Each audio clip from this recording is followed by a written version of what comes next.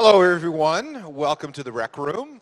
My name is Alan Cross from 102.1 The Edge. Welcome to what we hope will be the first annual and the first of many annual Toronto Vinyl Summits. We know that vinyl is a big deal. Vinyl sales are up 55% year over year in Canada from last year.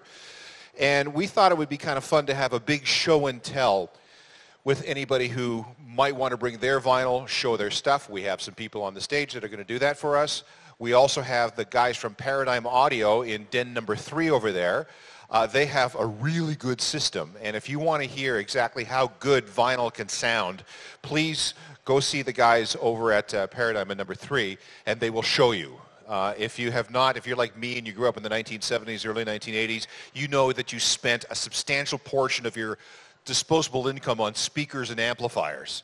We are getting back into that now, and if you want to relive those days and see what it could be like today with the technology that we have today, please go check out the Paradigm guys. I have a couple of experts that are going to join me on stage. We're going to talk about old vinyl, we're going to talk about new vinyl, collecting, storing, grading, selling, buying, all those things. And we are also taping this whole thing, both in audio and video. It's going to become a podcast. We're going to put it up on YouTube. So if you want to review things later on, you can. And you can tell all your friends to go and say, where were you at the first annual Toronto Vinyl Summit? We will also, if you have any questions, entertain those, because we want, the experts that we have here are fantastic. If you have any questions about any sort of vinyl, these guys will be able to help you. So we will make sure that you have an opportunity to do a little bit of Q&A at the end. Nerys is walking through the audience. We do have a Fluence turntable that we want to give away. You got a ticket when you came in the door, I hope. And if you would like to increase your chances, we'll sell you 5 more tickets for $5. We just want to sell a few more so we can break even on this puppy, because we want to be able to do this thing again. We have some live entertainment for you, and we're going to start with a guy who I honestly believe is Toronto's best kept secret. This guy deserves to be an international star, and God damn it, we're going to turn him into one. Ladies and gentlemen, please welcome Julian Taylor. Oh boy, I better not screw up, eh, Alan? Thank you, Alan. Hi, everybody. How's it going? What a cool thing. I'm really happy to be here and play for you, okay? So I'm going to play some songs I wrote. Hello. She's a dancing queen, this lady. I see her all over the place.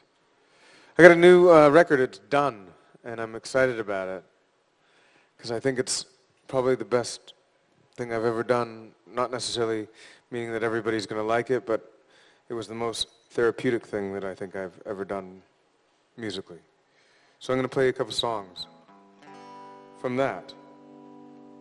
After a while, you do this for so long, you just do it because you do it and you love it and hope that other people love it too. When I first got into it, I thought that people would love me for doing it. And now I just love me for doing it and hope that that translates.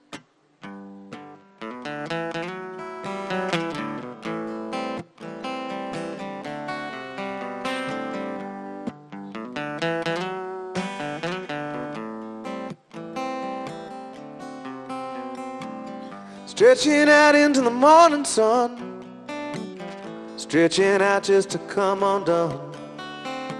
The skies are hazy, baby blue.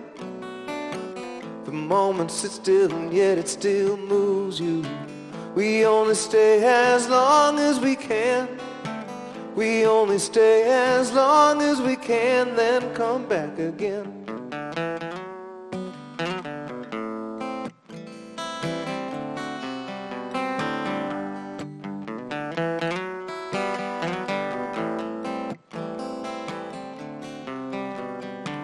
Thunder and lightning and the sound of the past.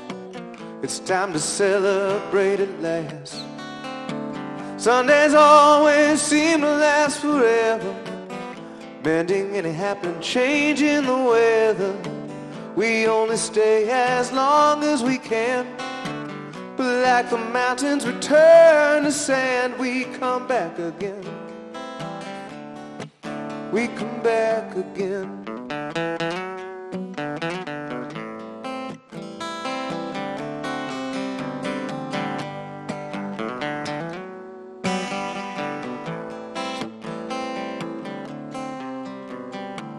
Sunset was setting sooner than before. I was out on the front steps, chopping wood by the front door, sitting in the forest and the trees, the simple facts of life at ease. We only stay as long as we can, but like the mountains return to sand, we come back again. We come back again. We come back again.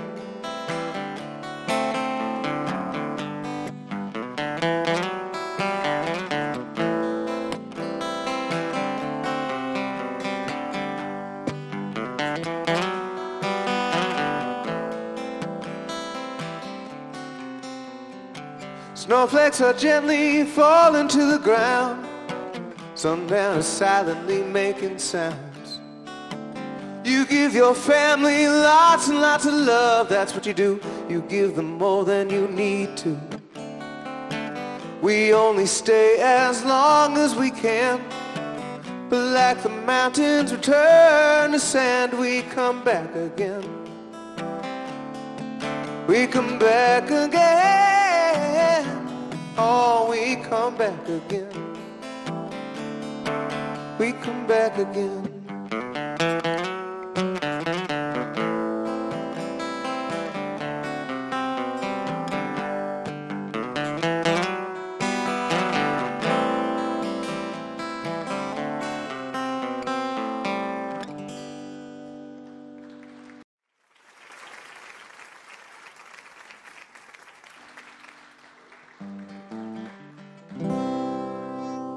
Thank you very kindly. I do appreciate it. So in writing this record, it was the first time that I actually sat down and decided to write lyrics before I wrote any music or any melodies. I have this little trap door that leads up to my attic, and that's where I write most of my songs and hang out, and there's musical instruments everywhere and a little drum kit and a little sort of project studio, and that's where I do all my work. And sometimes I stay up there for days on end, and I won't come down. And for this particular record, 2 years ago, at Christmas time, my mom gave me a treasure chest. It was the only present that I actually got from my parents. But inside the treasure chest was the contents of my entire life, from when I was a baby, from the day that I was born until now. She had kept everything and collected it all and thrown it in this treasure chest, and for Christmas she decided that that's what my present was going to be. I mean, she spoiled my daughter, that's how it works, but she gave me this, and it was a very poignant and beautiful thing.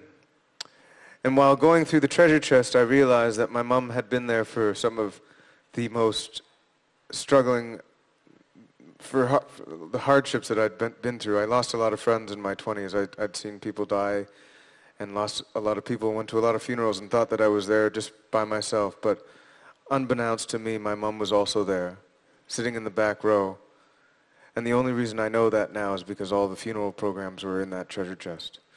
So I wrote this song called Avalanche as an ode to my mother. I hope you enjoy it.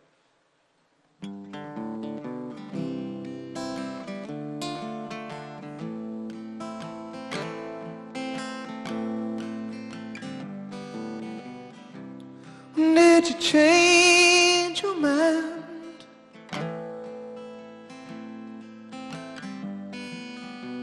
Was it all the same time that you called to ease mine? Selflessly aware,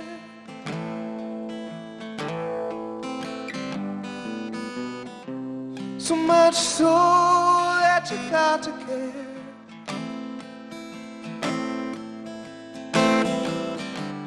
Well, it's a rainy day, it's eclipsed, so to say I know what you're going through.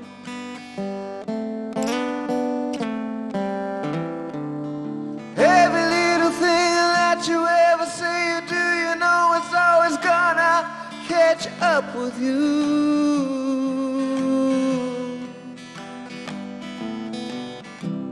I know it hurts.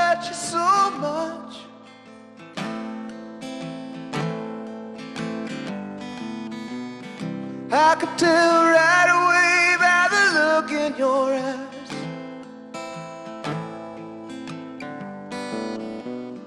Spellbound by an aimless touch.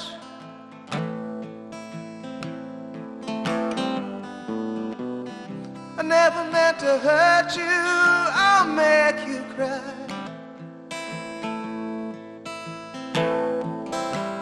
Well, it's a rainy day, it's eclipsed, so to say, what are you gonna do?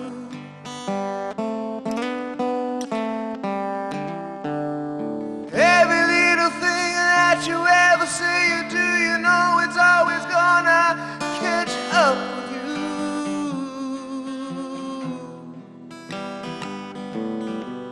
She had to be thinking about her sister.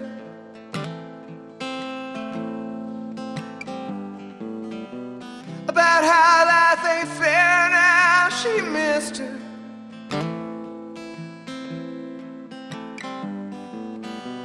So precious, we had a lot of fun.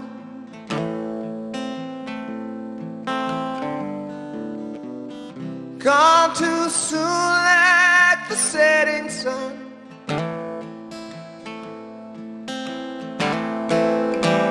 Well, it's a rainy day, it's eclipsed, so to say I know what you're going through.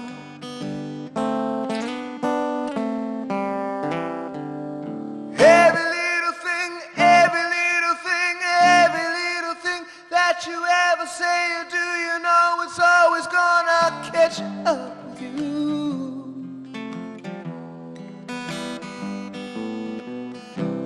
Oh, I wished and I worried.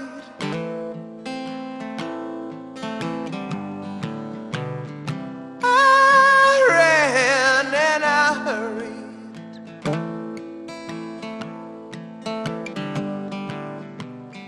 For the longest time she sat in the back.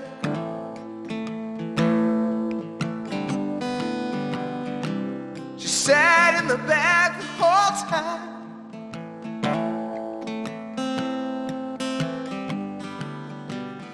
Just watching and soaking up all my pain.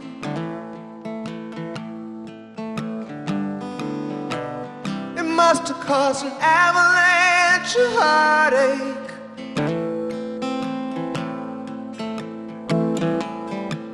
Well, it's a rainy day, it's eclipsed, so to say, what are you gonna do?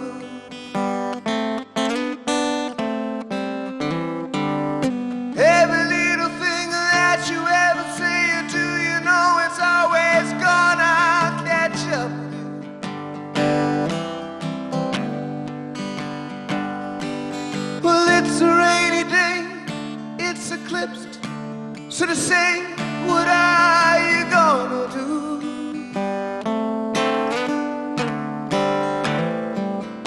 Every little thing that you ever say or do, you know it's always gonna catch up with you.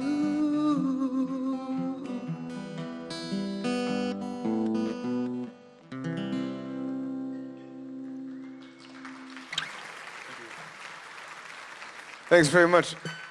My good friend here, Morgan, is coming up. He's the man who's put this show together and has invited me out for the second time. God bless his soul. Everybody, please, welcome to the stage, Morgan Cameron Ross. Are you going to use it? Yeah, you have it. Okay.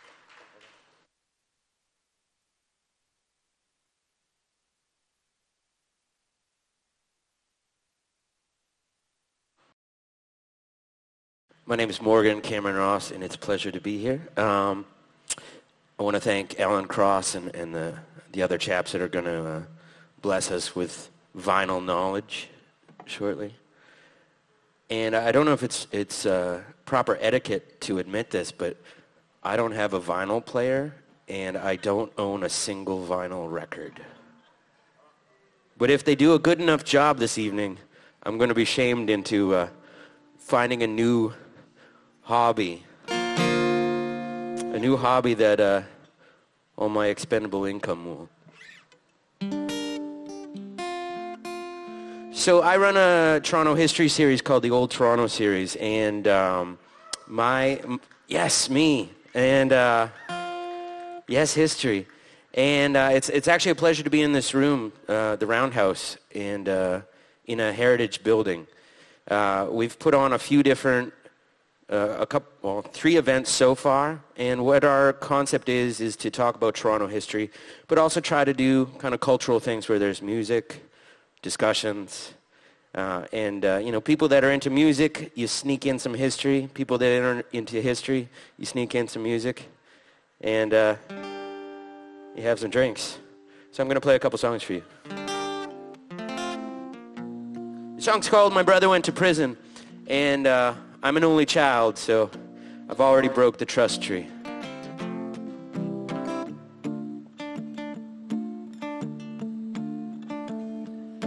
Oh, my brother went to prison, and my cousin went to war. I just stayed in this here town, and I worked at the store. Oh, my mother said I had potential, and my father laughed at that. And when my mother went to heaven, oh, my mother up and left.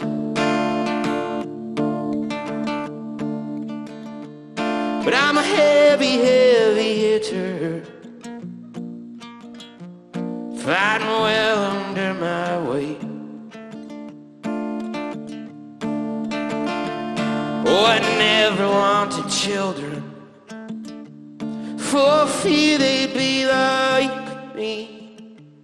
So instead I grew a garden, which I treated neglectfully.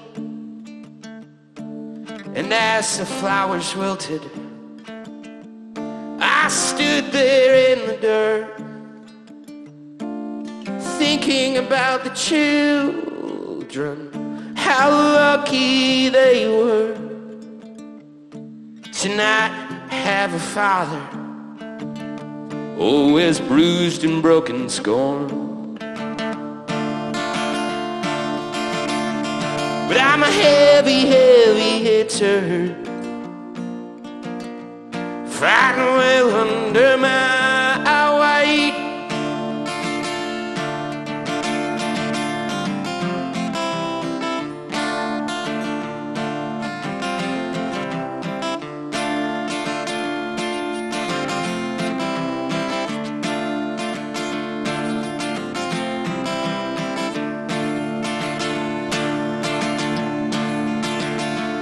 But I'm a heavy, heavy hitter,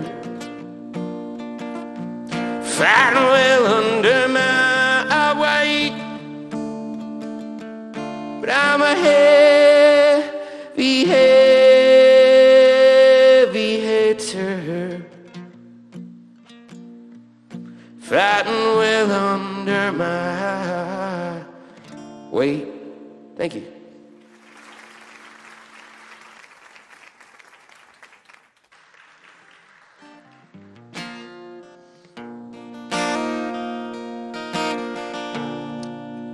I was going to say I'm going to cheer you up with a cheery song, but I don't write those. But if you're having a nice day, I know exactly what will cure that. The song's called So Many 2 Cents and Too Few Dollars.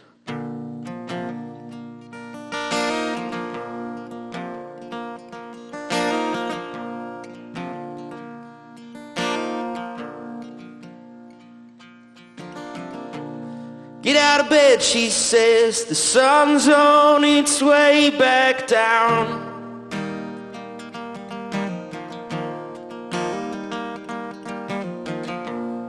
The meal I left you on the counter, it's looking pretty grim.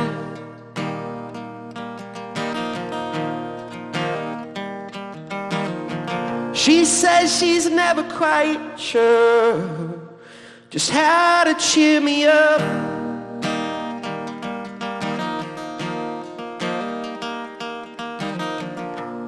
She says the only time I smile is filtered through cups.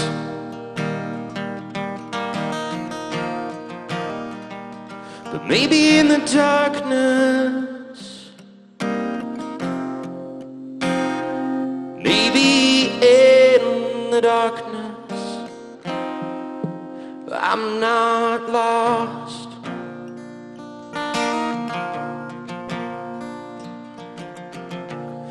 I'm always taking their advice, so many 2 cents and too few dollars.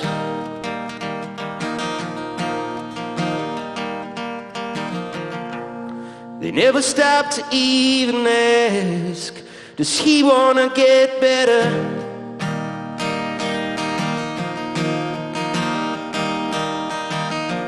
Who says the goalposts on this field should be made of time and gold?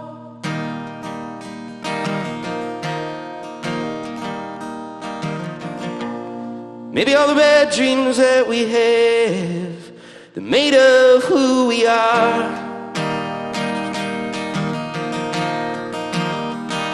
But maybe in the darkness,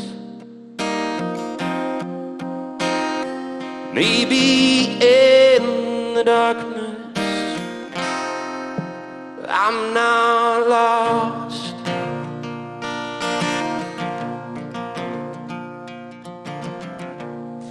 Get out of bed, she says, you've been stuck in there all week.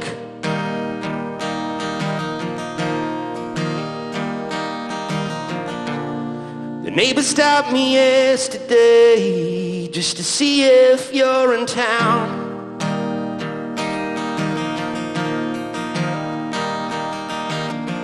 Now I'm getting tired of always saying you're not feeling well.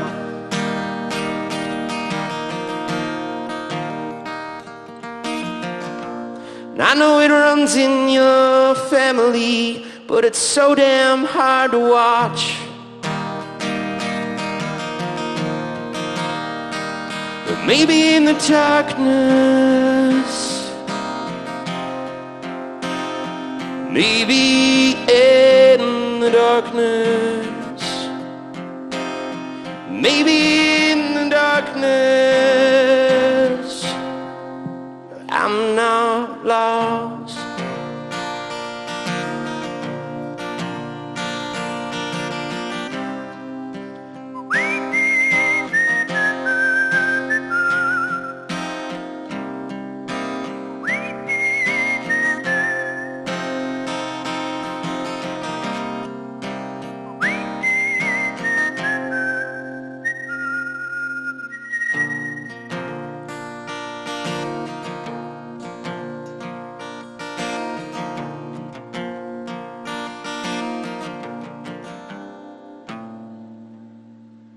Thank you very much. Alan Cross and our team of vinyl experts.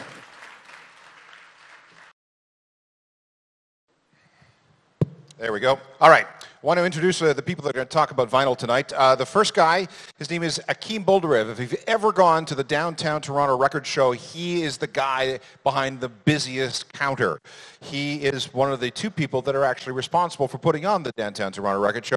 If you want to know anything, record collections, buying them, grading everything, this is the guy to talk to. I have him to my house to go through my stuff on a regular basis, and he usually gives me a good deal. Ladies and gentlemen, Akim Boldarev.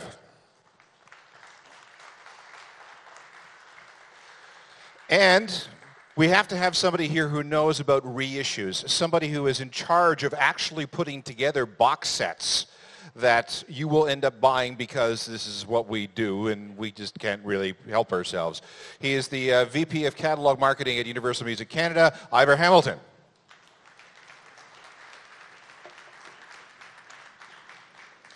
All right, so this is basically a show and tell for vinyl nerds. So what I would like to do, I asked these guys to bring some records just to show you the kind of stuff that so-called experts are collecting. So who wants to go first? Just something out of your little tickle trunk there, and show us something rather interesting that you've managed to collect. This thing on? Okay. This is a Put it here. jukebox. Put it here. We'll get a camera on it. Doesn't quite fit. There you go.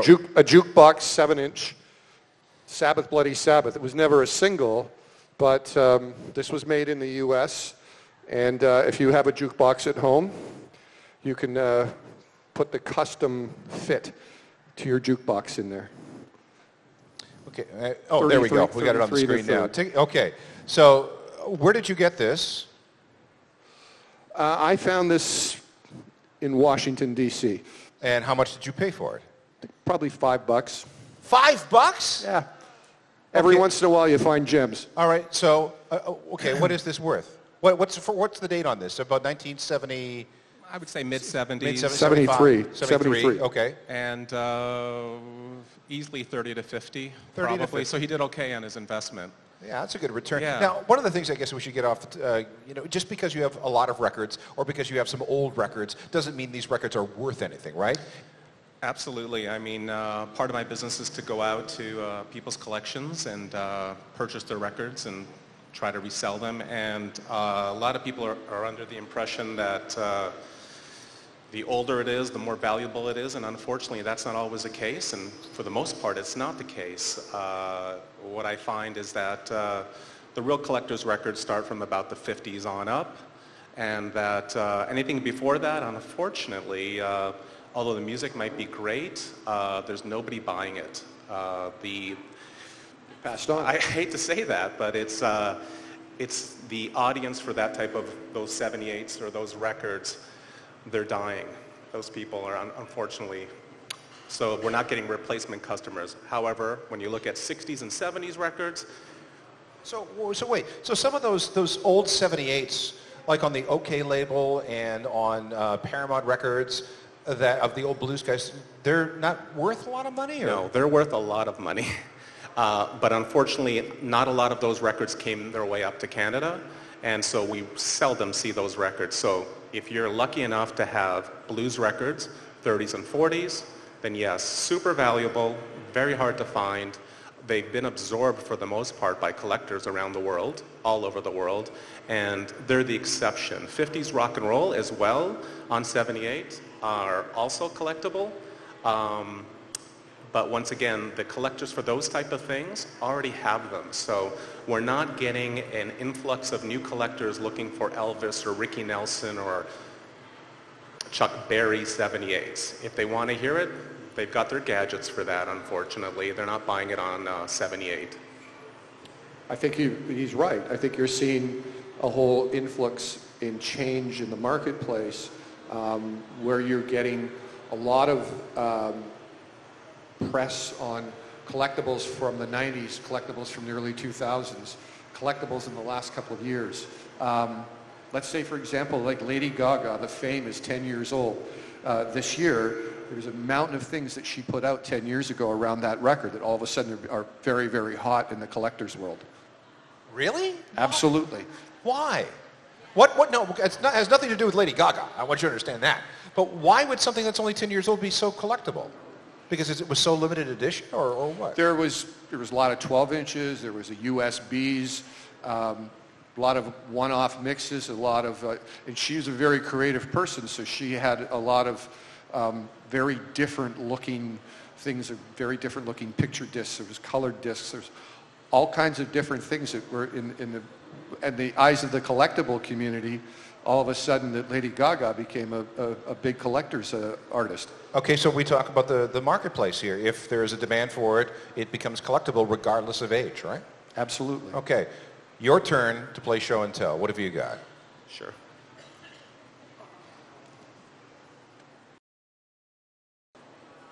Ooh. Okay, we have Miles Davis, Kind of Blue, on Columbia. I'm guessing this is an original edition?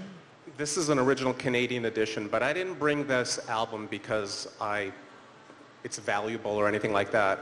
I brought this album because I don't know what type of collectors we have out there, but I didn't grow up knowing anything about jazz. I grew up listening to whatever my babysitters played me when I was a kid. So I was listening to the Monkees and the Beatles, and if they wanted to scare me, they'd play Black Sabbath or Jethro Tull, And, but I knew that jazz was another field that I one day wanted to discover, and I'd ask my customers. I had a shop called Sonic Temple, and I asked my customers, you know, what's a good introductory jazz album?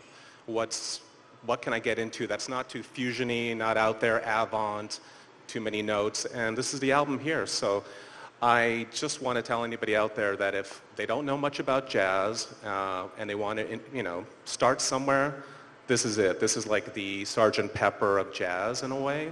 It's easy to listen to. You're not going to scare women off. It's an excellent album, and it's still in print, which is amazing. You don't have to spend $100 to obtain this. You can buy a $20 copy. And yeah, and that's why I brought this along. Not because it's valuable. It's definitely valuable as far as the music goes for my ears, but it's attainable. It's not scarce. Okay. Hey, Alan, off to you. What do you got for us? Okay, you ready for this? Look at that. Get that on the screen. That is the Beatles' Yesterday and Today, the band Butcher cover, except it's not the real one. This was a Japanese reissue.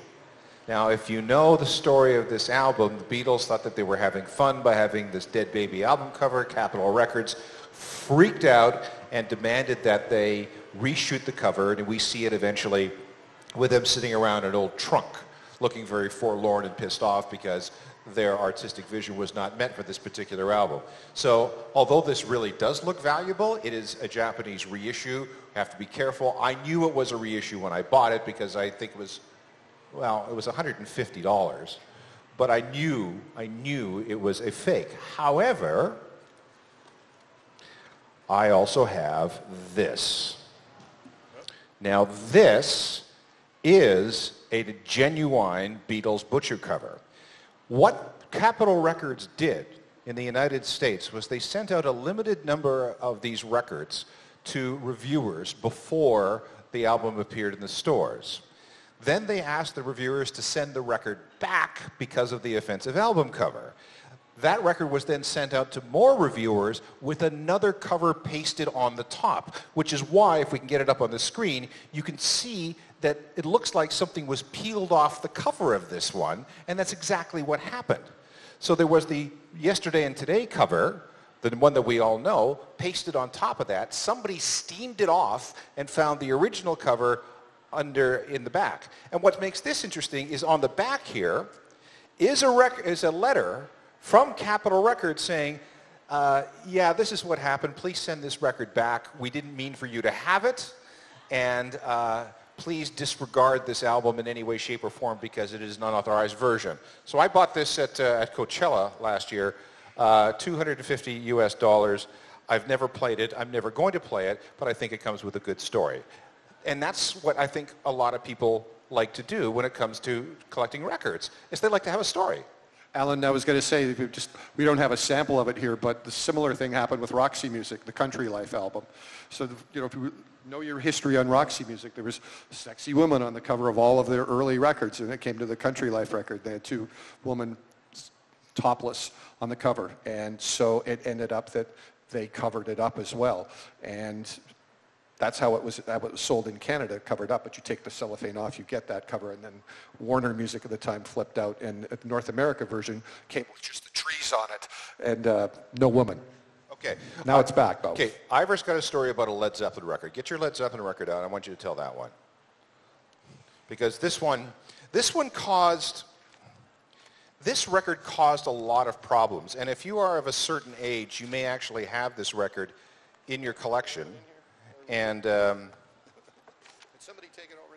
Oh, there it is. Okay. So here we go. Don't sit on your glasses. Okay, so I think most people own that in their collection, I would think, their first Led Zeppelin album. So Alan and I used to work together way back when at CFNY in the 80s, and Robert Plant was in town, and not that CFNY was known for playing Led Zeppelin, but we had an opportunity when Robert was in town to have an interview. So I went to the interview as the tape operator guy, which meant I pressed record and that was it. But I brought the Led Zeppelin album with me, and Canadian edition. There's really nothing that special about it, but there's a little notation that's printed on here, just on stereo, how you end up.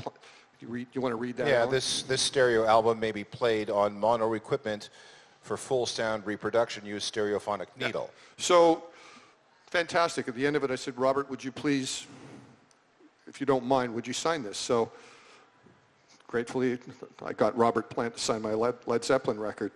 I'm not sure how it's worth, what this would be worth to anybody else, but if you ever saw the Pawn Stars episode with Chumley at the Bob Dylan concert, and they asked him to get an autograph, and they said, to Chumley, not really worth much. But Robert looked at the album and called off the record label rep from Warner's at the time and said this wasn't supposed to be on the records. Which this little note. Yeah. Warner had to recall all of their Led Zeppelin 1 albums in Canada. Wait. So you said, Robert, please sign my album. Yes. He graciously did. He flips it over, looks at the cover, notices this notation put there, unauthorized by Warner Music, and then demands that Warner Music recall all Canadian editions of Led Zeppelin 1? Correct. It's my understanding that my asking for an autograph cost Warner Canada $75,000 in the 80s. Now, It Akeem, was worth getting that autograph. You've never had a job with Warner Music Canada, have you? No, I have not. No, I'm talking about him. No, he never I didn't. will But now. it was good little folklore. I had one other Zeppelin piece I wanted to, go ahead. wanted to show. It looks like vinyl, but it's not. This is a tour program from 1969. So this is a mint condition, sold as looking as vinyl at the Led Zeppelin tour that came to the concert hall here in Toronto, then known as the Rock Pile. So this, when I bought it, was $125. I've seen it for about $400 now. Yeah, quite rare. The company that did that also did a Blind Faith hardcover. It's hardcover. I don't know if you can see from here, but it's hardcover, which is rare. And they did a Blind Faith, a Steppenwolf, Three Dog Night. I can't remember who else, but quite rare. And in that condition, yeah, very nice. Okay. I have a couple more questions, but another show and tell from you. Sure. Pull a couple of these off. Okay, so the first Queen album, big deal. I've got that. Yeah, I've got that. Who's got that album in the room? Yeah. See. Okay. Necessary so rock and roll fodder, everybody. once again, I didn't bring this because it's super valuable. I brought it because it has. You didn't get the memo, did you?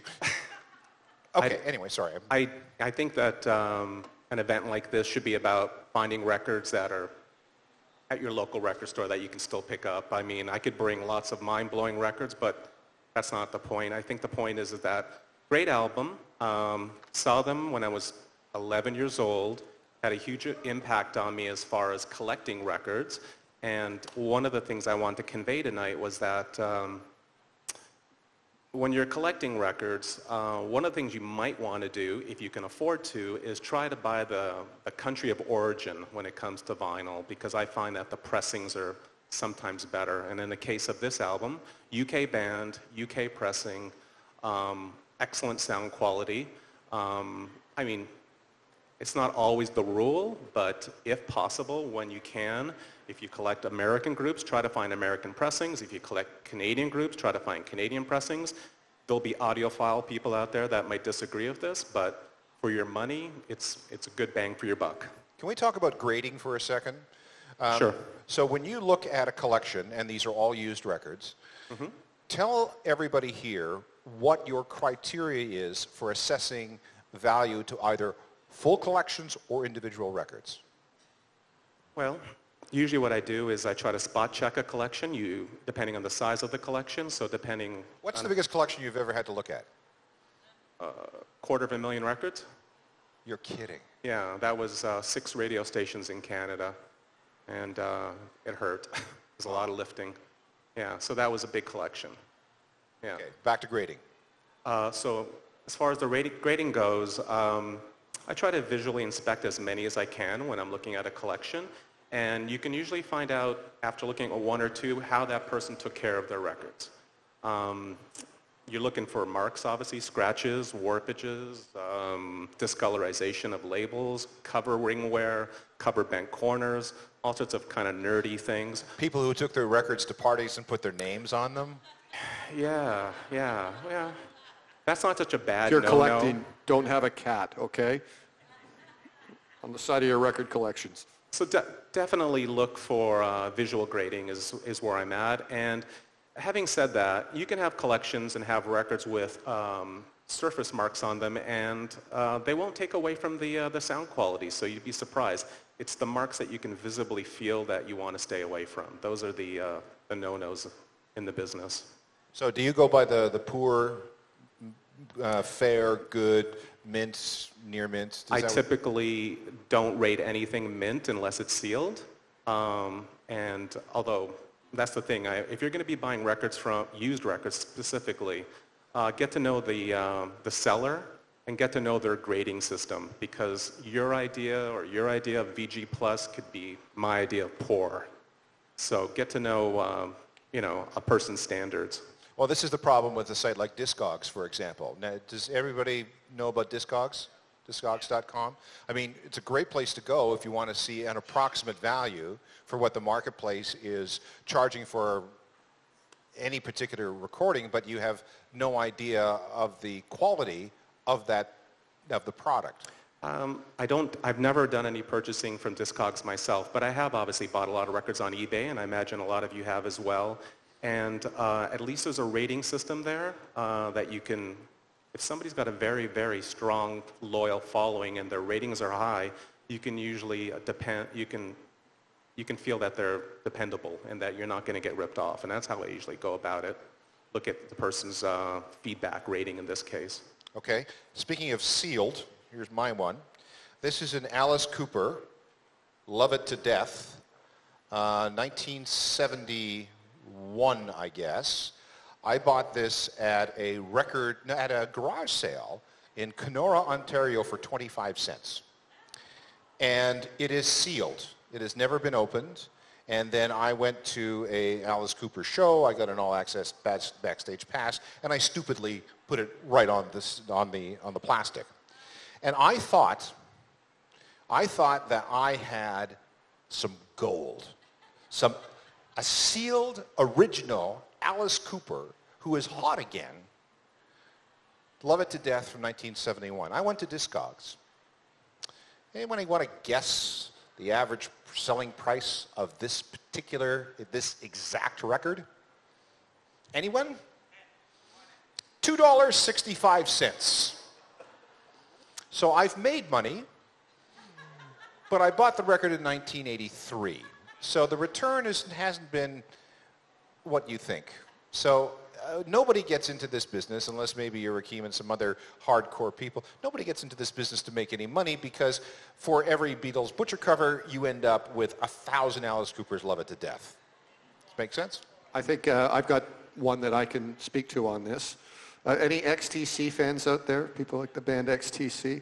So in doing some research for this show, and you think about what you have in your collection, and you pay somewhat attention to it. Maybe sometimes you don't pay enough attention if you're going to look for the worth of some of your collection. So for years and years, I thought I had one of the holy grails of XTC, and just last night I was double checking. So they put out an EP in '78 called Science Friction, and it was my understanding it was worth 2,500 pounds. It's one of the top 10 most collectible. So you thought you had a record worth 2,500 pounds in your collection? Correct, up until last night. And so I double-checked the catalog number. I went through it, went back through all the archives. I use Record Collector magazine. I know it's old school. I've been subscribing for 25 years. Went back and looked at it. It's not the 12-inch, it's the 7-inch. It's worth the money. Anybody want to guess what the 12-inch is worth? 2,500 pounds for the limited edition 7-inch. This is the 12-inch that I thought was worth 2,500. And it's worth? $20. But it's got a good home with me. Does everybody have their tickets for the turntable draw? Everybody does? Okay, this is a Fluence turntable. They gave it to us when they heard that we were doing this event, I got to tell you that the sponsors that we have for this event have been incredibly supportive. They heard that we were doing it, and they just wanted to be involved in some way. Flew and said, can you give away this turntable? Absolutely. It's worth about $350. It's a very highly rated turntable. You can go to any site and see the reviews. Nerys, do you have all the tickets, including the ones from the front? Okay, get the ones from the front. And then when you come back, we'll draw for the tickets, so we won't keep you in suspense and make you stay to the end of the night and see if you win the turntable. One more thing before we're going to do a musical interlude here with Julian and Morgan again. But let's go into your bag here. Explain exactly what your job is, what you do for a living. Well, so I'm the VP of Catalog Marketing at Universal Music Canada, and the wonderful thing about what I do is I get to work with bands that I grew up with, so that's a great thing. But I've had the fortune to work with some great international bands and some great Canadian acts. But I was instrumental in putting together a lot of the Tragically Hip reissues that come out, their vinyl box set. I've worked directly with Rush on some of their reissues over the years. Basically, a lot of our legacy Canadian acts we market and bring to the marketplace here in Canada, and we run a direct-to-consumer store called Music Vaults with a Z.com, where you can find a ton of exclusives there. A lot of times they go up before they go to Amazon or specifically exclusive to that particular store. But we work directly with a lot of our artists to help them mine their archives and help them with bringing their product out again. There's a lot of anniversaries that go on. I'm working with Lighthouse right now. They're working on something for their 50th anniversary for next year. Big Sugar's interested in doing a package. We've just wrapped up the special edition of Sam Roberts, which is going to be coming out soon. I can't really talk about it, one of their projects. So yeah, lots of things on the go, to Pursuit of Happiness, things like that. So it's a wonderful way to make the music that you love come back again and find things. I'm always looking for things that weren't available before or might have been lost in the shuffle that people might be interested in. Do you have something in your bag here that you worked on? Yes. So so this was one of them. This was wow. The first Rush album on a series called Rediscovered that came out of the UK. And the first ones that came out on the Rediscovered were Nick Drake reissues. And I thought the Nick Drake ones were just so beautiful that I thought that it should be done for Rush. And there's since that been some fantastic Rush reissues that have come out, the 2112 packages and several of the other ones that A Farewell to Kings most recently. But this one to me was something that I really wanted to sink my teeth in because I grew up on Rush. They played my public school. I moved to England, and when I moved to England for a year on a student exchange, I was only able to take a few records with me, and one of them was this record. And this first record came out as an independent. It was only ever 5,000 copies pressed. That's on the Moon label, right? The Moon label. No, you don't. So no, you. Oh. So this is the original. This is mint condition of this. This was a bitch to find. Because my original one back in those days, I left it with a friend in England. It was my present to them, so I had to buy it again. Us record collectors, I'm sure you do. You buy again the things that you love. But if it wasn't for this, we wouldn't have had this. So what's this worth? This is the 5,000 copies on Moon. Well, I think you just recently saw it go for $1,300. Yeah. So that's, yeah. And I'd like to say that what's important about the reissue is that it's affordable. It's something that's attainable at a decent price, and the packaging is insane inside, the stuff that you get inside. Whereas the Moon album, they probably only pressed about 1,000 of those. 5,000. 5,000, that many? Okay, so 35. The number's changing. I It's think they crazy. went. I think it was 30. I think we could debate that all day because I think there was 3,500, but I think a few extras went out to the stores. Does anybody have, look up Discogs.com. Look it up if anybody can do it. Yeah. And just, You got you have two of those? two? You're a rich man, sir. Very I nice. have as well. I didn't bring it with me though. Not Okay. fade away, yeah. on the way out, we're rolling this I've got a dream that I would love to, and I've talked to Alex Lifeson directly. I said, for God's sakes, could you guys please go back into the studio and record Garden Road? Because there was two songs that were never recorded, and one was Garden Road, and they actually played it in the finale of the R40 show, but never put it to proper disc. You can get it on a bootleg, but that's a whole nother story. Okay. Nerys, do you want to? Oh, okay. So we still have to get those ones from the front. So track down the ones from the front because everybody, oh, here we go. Okay, we'll do that. All right, let me try and do something here. Okay, in 1995, the Edge CFNY moved from 83 Kennedy Road South, that horrible strip mall in Brampton, to downtown Toronto. And we had this giant vinyl library. And this library went back to the dawn of the radio station, 1977. And if you remember 1995, vinyl was considered to be dead and buried. Management at the time, when we were moving to the Eaton Center, said, we're not taking this vinyl anywhere because it's dead. We'll get everything digitally. We'll just throw it out. I had a slight stroke, and I rented a Ryder truck. I backed it up to the radio station one morning, and I loaded everything into the truck. I took all those records home, and if you ever grew up listening to Chris Shepherd or James Scott or the Live Earl Jive, those records, those actual records that they played on the radio for you are in my basement. Now, there is even a bigger twist. So I have 10,000-ish records, which my wife tolerates. We've only had to move once to accommodate my record collection. But there is this very great concern is that what happens when you die? Are you going to leave me with all these records?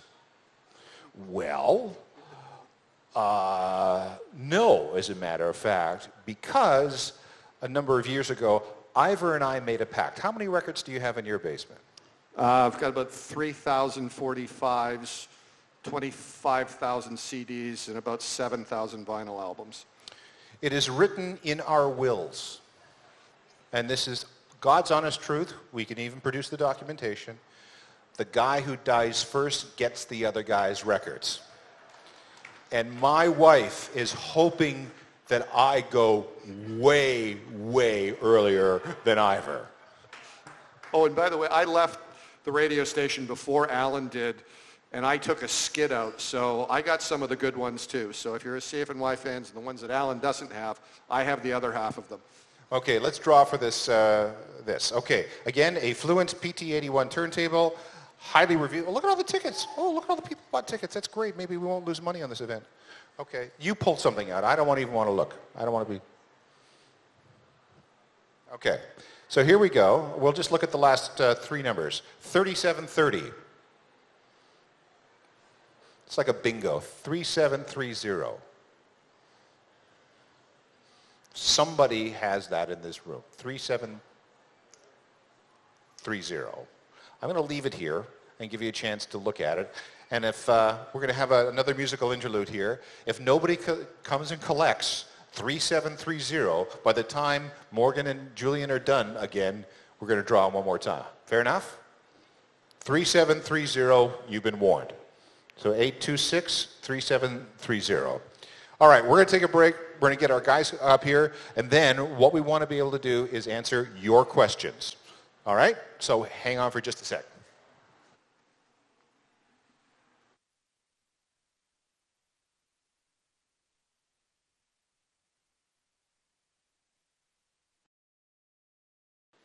Hey, hey, toot.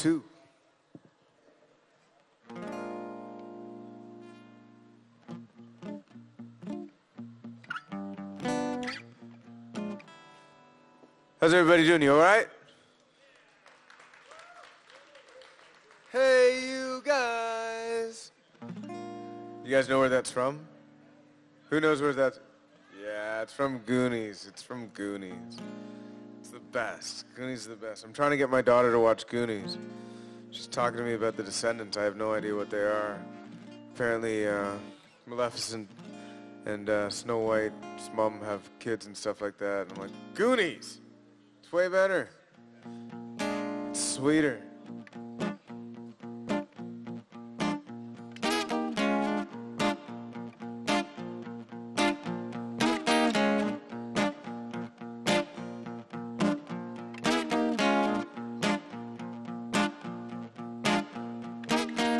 Heading all night down the Trans-Canada Highway. It has a road signs set to 5 days in May. Traveling from one to the next, playing follow the leader. How I love couldn't get any sweeter.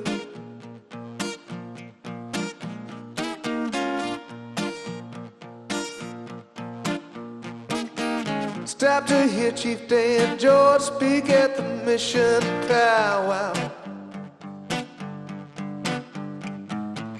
All of those lessons we learned, waiting for sundown. An eagle up in the sky made me a believer. How I love couldn't get any sweeter.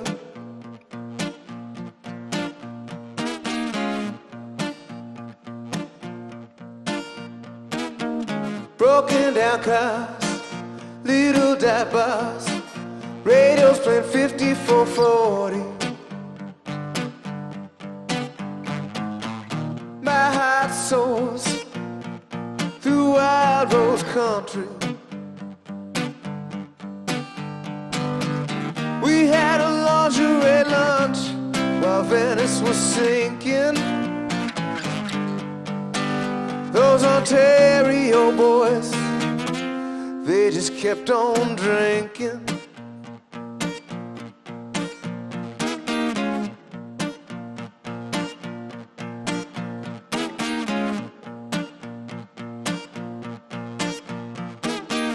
Faces in rapture, captured in rapture. Well, are we there yet? Induces more laughter. Trucking through Rogers Pass, moonbeams reflect on red cedars. How I love couldn't get any sweeter.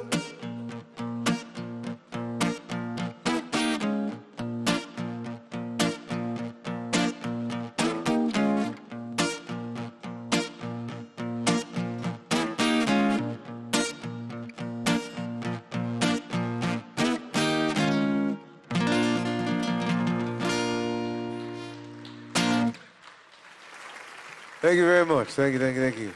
Oh, wow. All right.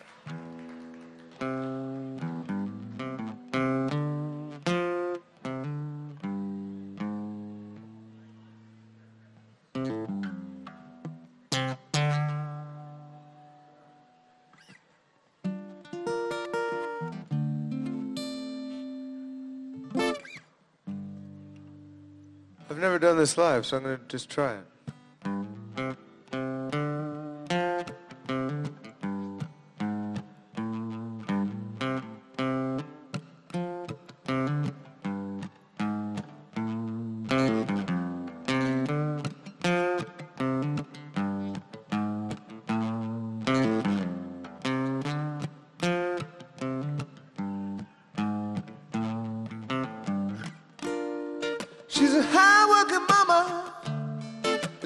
shame what he did. He never wanted any drama, but didn't think about the kids. One day up and left them, he didn't say a word.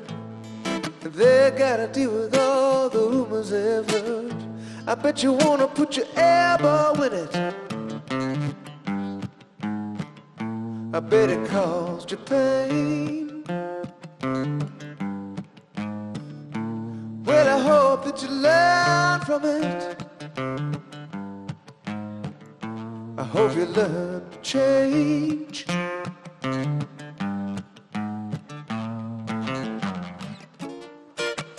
Brother was shot, and so was another. One was stabbed to death.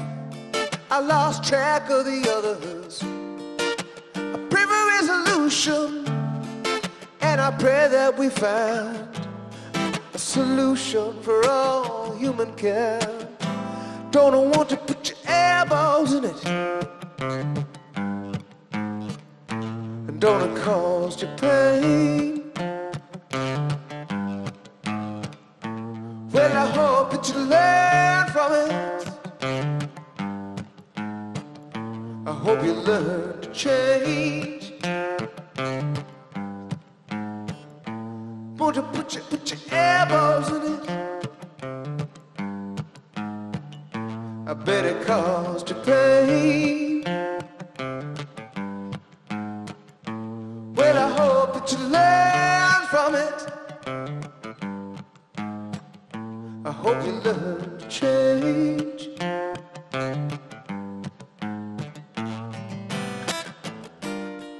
Rolling up, beating and defeated. Something exactly what you needed. A child in need is a child in need. You raise your fist at me, I tell you what I do. I promise not to raise my fist at you. I bet you wanna put your elbows in it. I bet it caused you pain. Well, I hope that you learn from it. I hope you learn to change. I bet you wanna put your elbows in it. I bet it caused you pain. Well, I hope that you learn from it. Learn to love again.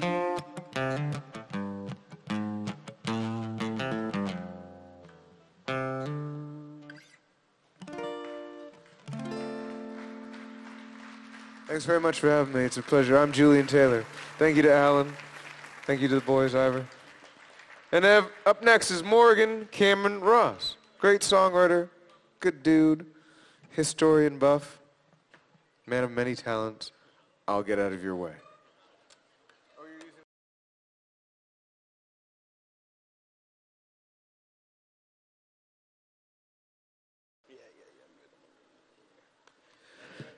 So I want to say thank you to everybody that came out here. Thank you to Alan, and thank you to our guests, and thank you to you guys, because as I said before, it's really important to come out, talk about the history of everything, vinyl, Toronto, everything. So I commend all of us, and I just want to know who gets this record player, because as I mentioned before, I don't have a record player.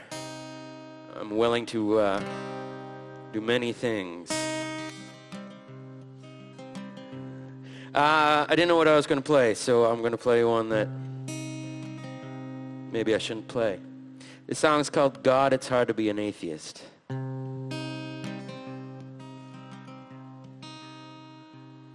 Well, I know I believe in something, I just don't know what just yet. Maybe it's Jesus Christ the Lord, or maybe John Baez. And every time I'm feeling down, I always ask myself, if there is a God above, then why do I feel so rough.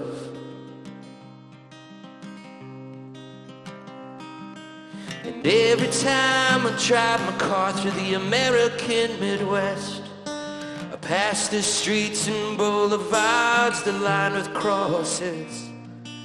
For all they say and all their might, yes, I also noticed this.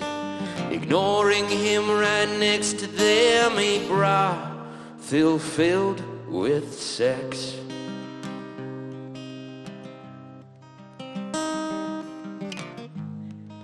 But God, it's so hard to be an atheist.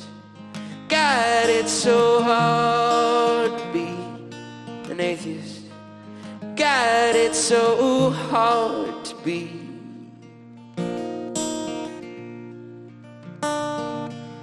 If I had $1 million, well, I know I'd feel the same. Wake up in the morning trying to figure out this game. And if I asked my mother, well, she'd probably tell me, son, you better get over this or you'll never be much fun.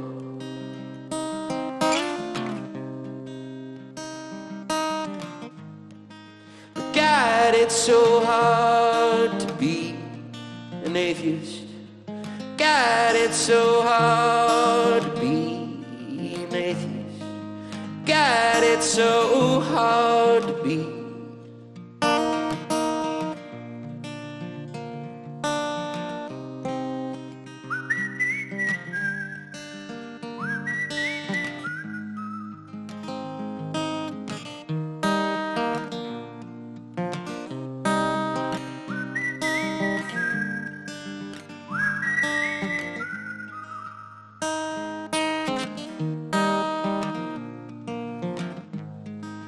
God, it's so hard to be an atheist.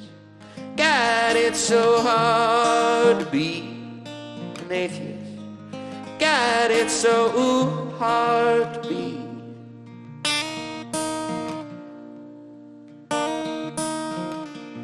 Thank you.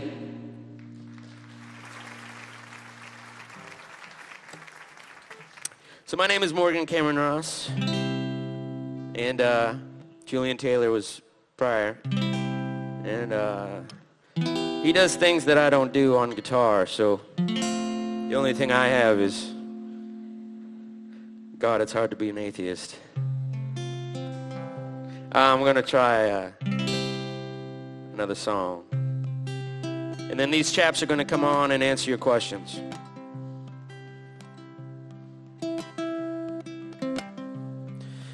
Always on my mind, I ain't got nowhere to go. I'm finding it hard to breathe, and that ain't no way to live.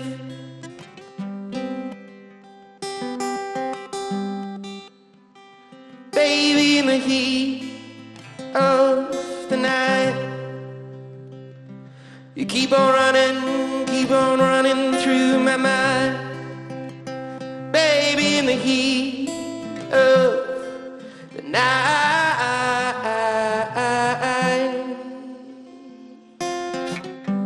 you keep on running through my mind.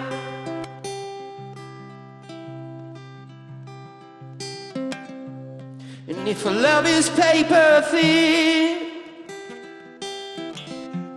it's so easy to read. But I've been here before, always leaning on my friends. Baby, in the heat of the night, you keep on running through my mind. Baby, in the heat of the night,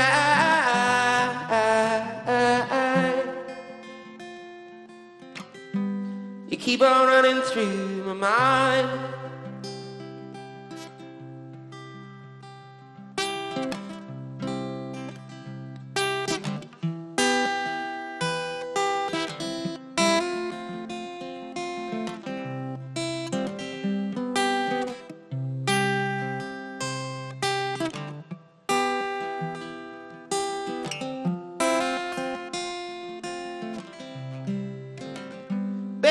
in the heat of the night. You keep on running through my mind.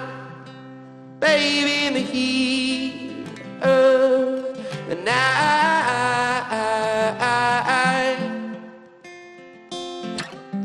Keep on running, baby, in the heat of the night.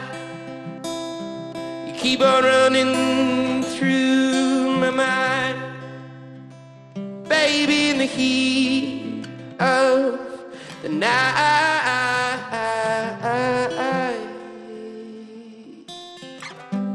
You keep on running through my mind.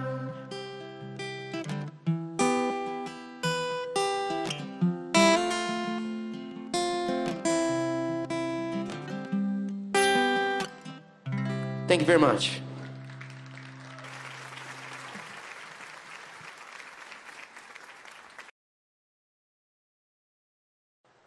I know. I'll watch that. All right. Thank you to Julian and thank you to Morgan. Now, back to talking vinyl. Since we're showing some visuals, have you heard about the Guns N' Roses Appetite for Destruction box set? Yeah. How much is it, Ivor? In Canada, it will be $1,300. This is a reissue of one album. Appetite for Destruction, the biggest debut album in the history of the United States. I understand.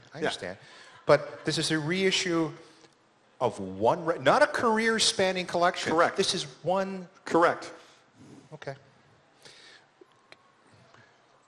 I think maybe Just run the video. Run the video. Just run the video.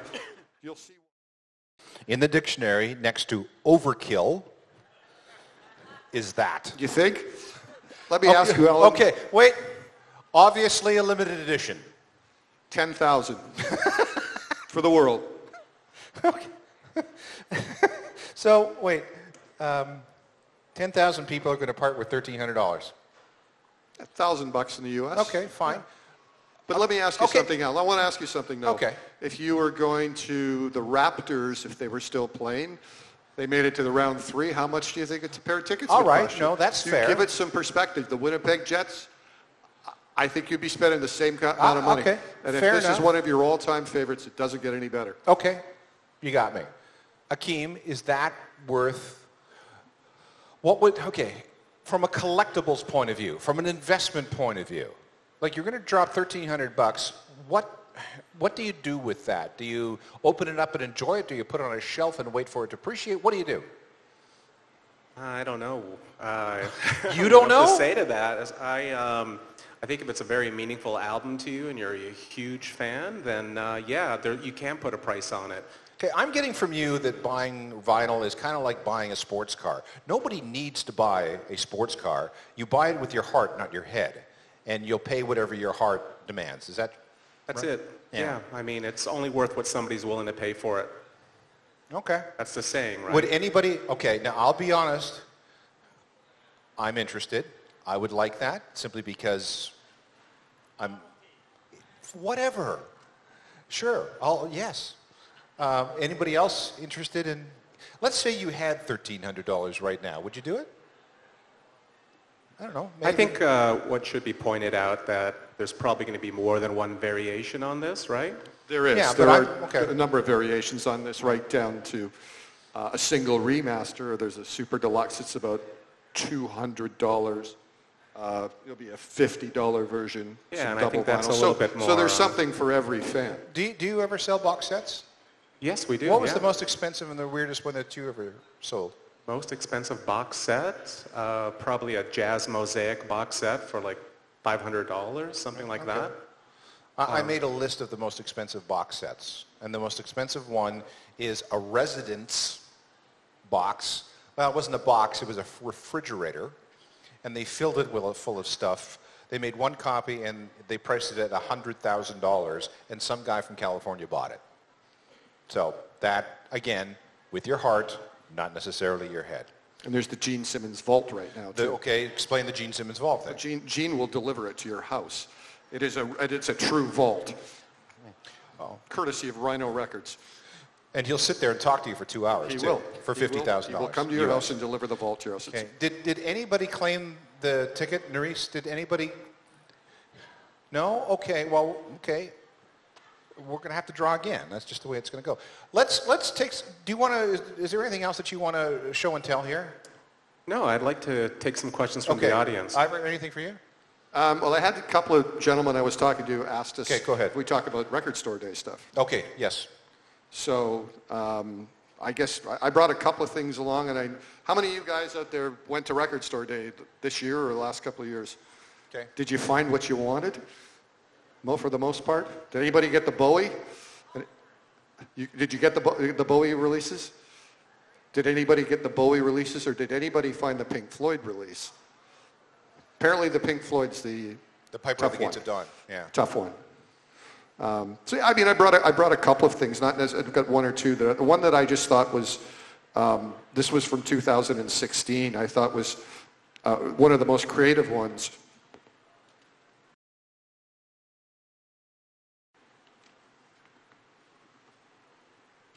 What the hell is that? This is a Creedence Clearwater 1969 archives, and it was just really taken from a file box from probably the 1950s or 40s, and they made reproductions of albums and singles from around the world. So you've got a reproduction of a Japanese single, an album from South America, one of the original American ones. There's a lyric notebook, there's posters, everything that happened in 1969. If people want to come up and take a look inside it, I'm more than happy to show it to them. I just thought it was... Yeah, just be very careful with it, because when Ivor dies, it's mine.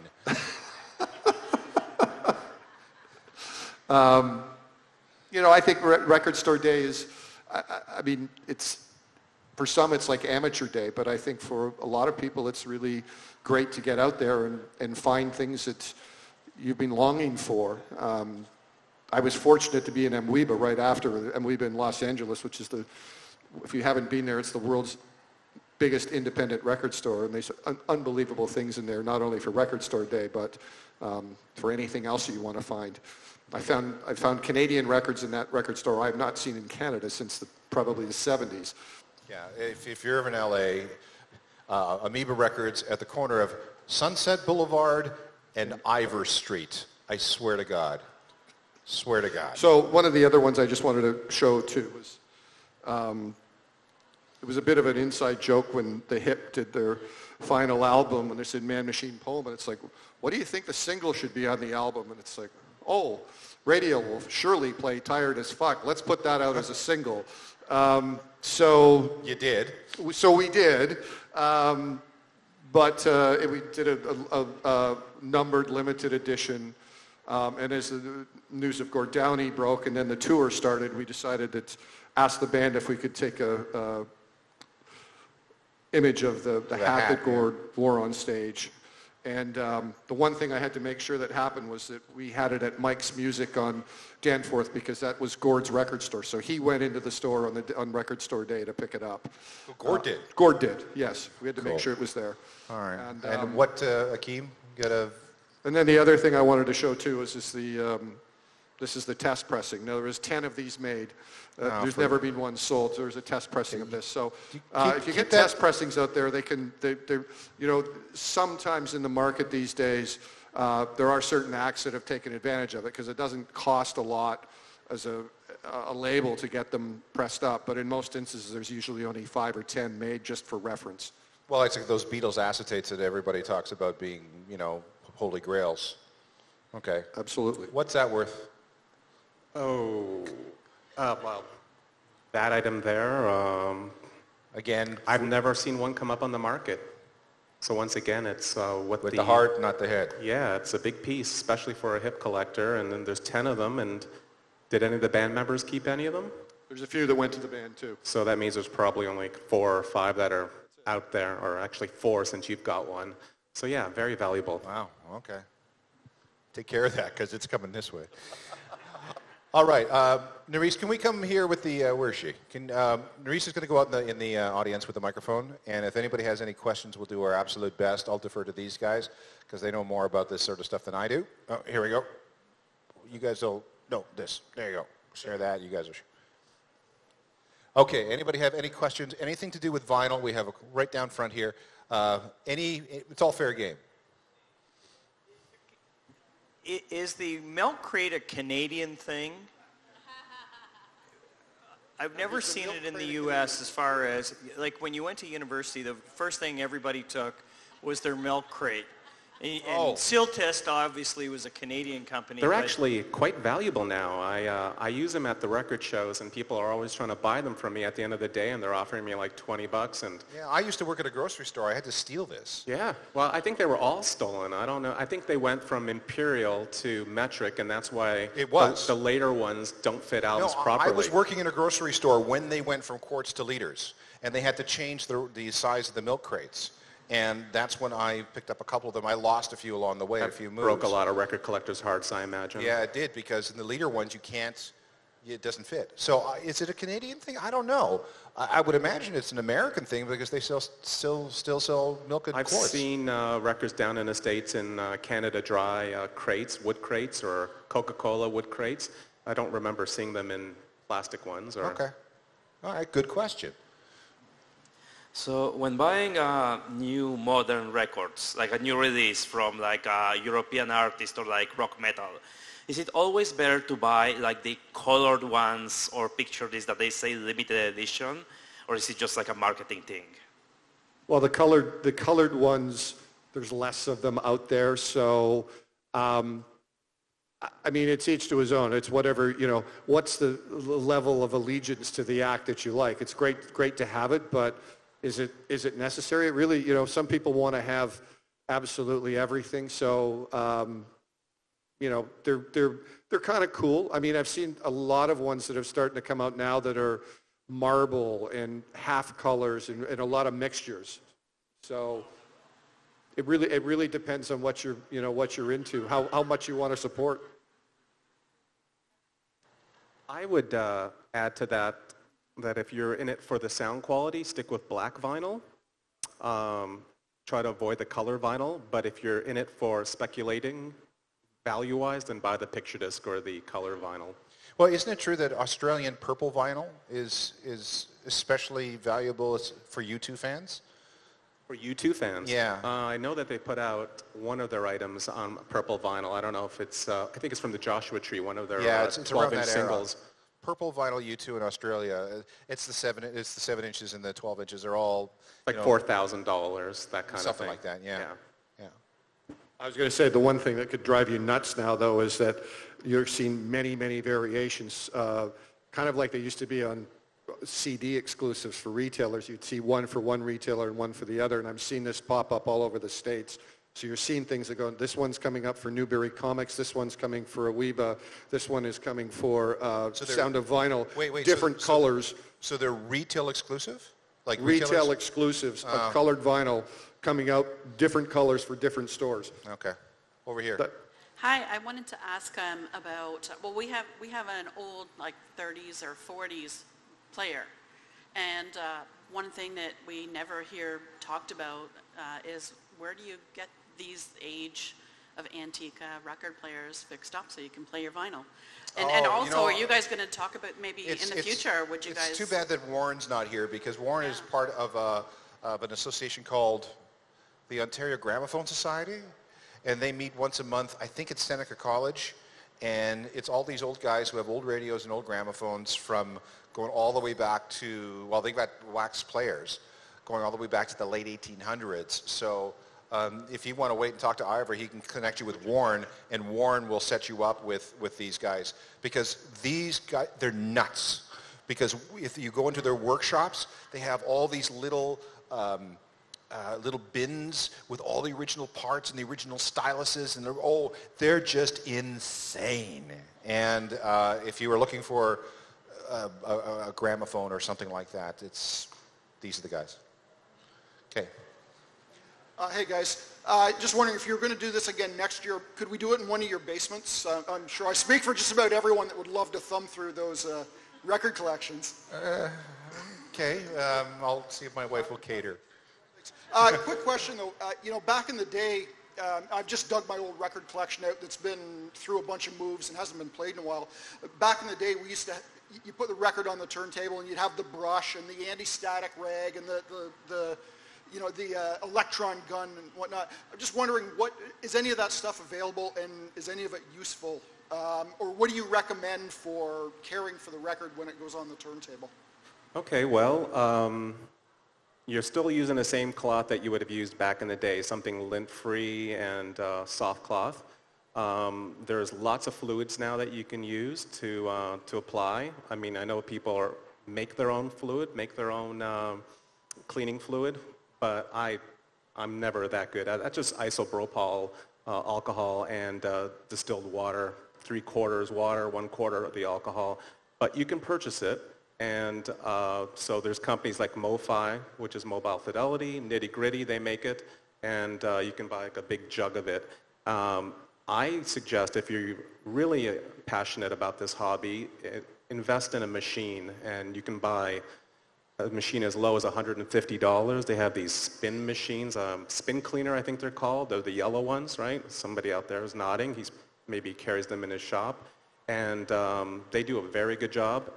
And if you've got more money than you know what to do with, there's a machine called the VPI, which I use, and it's an excellent machine. And it basically, you apply the liquid, and it vacuums out all the dirt from the grooves, and it's pretty amazing. But if you're just cleaning by hand, then yeah, the fluid that I mentioned is really good, and a nice J cloth will work as well. You don't have to go out and buy a special. And then a nice brush would be helpful as well if you have a lot of dust or cats. How often should somebody clean a record? Well, some people do it every time they play a record. That's overkill as far as I'm concerned. As long as you don't leave the records piled up after you play them, then they should be clean. So I would only do it maybe when you're buying a used vinyl album, maybe at a record show or at a used record shop. And when you bring it home, maybe give it a good clean before you put it on your turntable. Since we're on the topic, storing vinyl, always on end, don't put them in too tight. Make sure you have homeowner's insurance against things like flood and fire. What else? Keep it off the ground. Sadly, men are usually, they're usually in the basement. That's where their man cave is, and that's where the vinyl ends up. So that's where the floods occur. So try to keep it off the ground. I can't tell you how many collections I've gone to where the albums have been destroyed by floods, and it's heartbreaking for everyone, me included. So yeah, and you can get insurance on your record collection if you've got a big collection, but it's expensive. Anybody else? I can't see anything up here. Hi. Oh. Is there any thought being given to just making records again, just the way they used to be made, not necessarily a final special edition or heavyweight vinyl, just a regular record, repressing classic things just as they used to exist? Okay, I've been to a number of turntable seminars where a record from a record that was purchased at a flea market for $1, and it's a 1972 pressing, sounds better than a vinyl record that was pressed in 1992. And a lot of that has to do with the Arab-Israeli War of 1973. What happened was there was the big oil shock. The price of petrochemical byproducts went through the roof. Labels started using recycled vinyl, and you can recycle vinyl up to 6 times before it's useless. But even by the time you get to the second or third or fourth, you have impurities within the vinyl that lead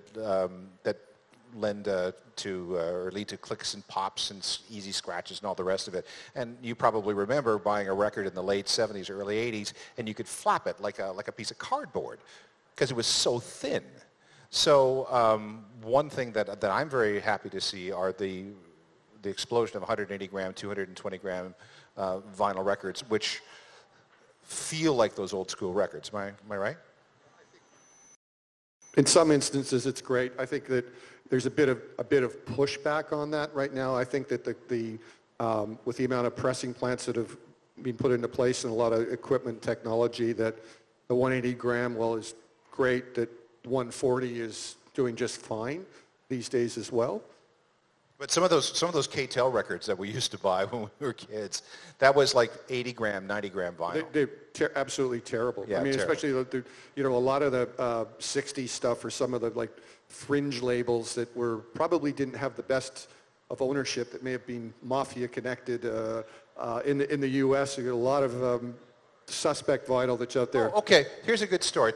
Tell the story about Mafia vinyl. I didn't realize this until we were in a record store in London, and some guy was trying to pawn off a collection on the store owner, and he says, no, here's why I'm not going to pay you any money for this record.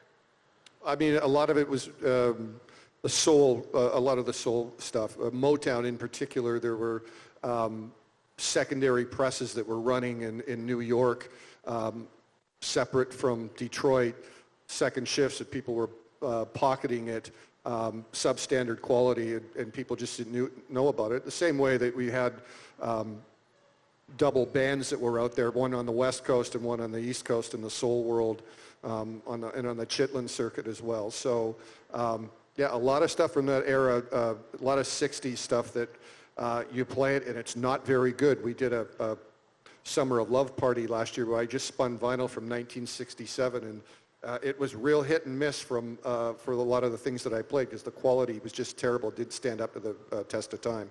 Okay, who's next? Anybody? Over here, to your right. Okay. Just wondering if you guys could speak to the, is there value in bootlegs? And if so, what makes a bootleg more valuable than any other? I love bootlegs. It's probably not the appropriate thing to say with a record company guy right here, but that was the only way at one point to get live recordings. Now you can get them everything on YouTube or online. But yeah, they're collectible and they're valuable, especially the old ones. I'm guessing you're probably my age. So if you had collected vinyl bootlegs with the paper inserts, the ones on TMOQ, which is Trademark of Quality, or Tack Roll, or Zap, those labels, they're absolutely collectible. Even though those recordings are now available, cleaned up, online, people still want the original artifact. They want that bootleg. Because bootlegs weren't made in huge quantity. They were never made in huge quantity. But if you're a completist, a Zeppelin completist, a Rush completist, you want the bootlegs. You want that stuff in your collection. You want to hear the off nights, not everything cleaned up in the studio like a lot of bands do now when they put out a live album. They put out a live album and they go and re-record the parts that they messed up during the show. There was a weird quirk of U.S. copyright law that before 1972, you could actually go to a show, record it, press that up, and sell it without any penalty. That law was changed in 1972. So this is where we had the most famous bootleg of all time, I guess, is Bob Dylan's Great White Wonder. And there were some Who bootlegs and a bunch of these hippies that were selling these bootlegs out of the back of their car. Shep Gordon, who used to manage Alice Cooper, was one of the guys involved in Great White Wonder. And he basically financed Alice Cooper's early career by selling bootlegs and dope. I think the other thing is that bootlegs have certainly become legitimized, and certainly my standpoint from a label is that we've taken a lot of those things that might have come out originally as bootlegs, cleaned them up, and put them out as reissues. I mean, I've got just one here that was a jam one from 1982 at Wembley that was originally out as a bootleg, and they've got the tapes, remastered them, and it's become a really big seller. So the Who just put one out too, live at Fillmore East from 1968, and so I think there's some validity to bringing those things to life. Okay, who else? I have a question. Okay. Over here? Wherever. Up. Oh, there you go. Okay. This is more of a direct music question. One of my favorite bands is New Order, and I know Blue Monday was released in many different singles on vinyl. One particular I knew was a friend of mine had a copy of a blue, and you were talking about colored vinyl, but they actually released a pressing of a Blue Monday single on blue vinyl. Do you know what would be the most valuable to look for in those singles? I can't actually speak to that, but I can relate a story that somebody told me recently. The Blue Monday 12-inch comes in like a floppy disk looking like cover, and the band lost money on every copy they sold of that record. 30 pence on every one they lost. That cover cost so much money to produce, and it sold so much, but they still couldn't get the cost down, and they were losing money. And So that's hard to believe, because it's got to be one of the biggest selling new wave 12 inches of all time. It is the biggest selling 12-inch of all time, and it lost 30 pence per copy sold. It's true. Yeah. Let's do one more, and then we'll see if we can get rid of this turntable. Okay. Oh, here we go. We've lost a number of artists in the last 2 or 3 years, and we're starting to get artists who are in the age of 65 to 80, that sort of stuff. Do many of them have a collection? I think that we heard that Prince had a fairly large collection. So like wines, when these artists pass away, is that collection going to be released out into the marketplace? I really think that depends on the artist, who it is. I was very fortunate that I got to spend some time sitting in the vault at Paisley Park back in the 90s, and the engineer said we probably have enough records to come out for probably the next 30 years. So, I think it's really up to the estate as to how they're going to take care of that legacy. It blew me away recently that after, 48 years of Jimi Hendrix passing away, that they managed to put out a record that was actually pretty good. It is certainly something that, we ask a lot of the artists and what they have in their estates. And really it's a lot of trolling the archives and things, and you'd be surprised at what's on some of these master tapes that go through, and tape boxes are mislabeled, and somebody puts something on and they find some things. This is what was on the Guns N' Roses, a bunch of things they found that people forgot about. But we're always asking those questions of artists of what's in the archives. There's a company. There's a few companies out there that are putting out things that are gigantic career box sets. It's everything but the kitchen sink and absolutely more. There's a company out of the UK called Snapper Music. They just issued a Wishbone Ash box set. I think it's 38 discs of their career, anything you could possibly imagine. They did one with Ian Hunter as well. You couldn't get any more out of it. It's absolutely, but in those instances, most of the time I find, my experience is that the artist has forgotten what he's got, and you end up talking to the super fans. I got to tell you that a lot of these magnificent reissues that you see wouldn't come out if it wasn't for the super fans who have really absolutely collected. There's a few artists who have fantastic archives, but in other things like get me to the fans because they got some amazing stuff.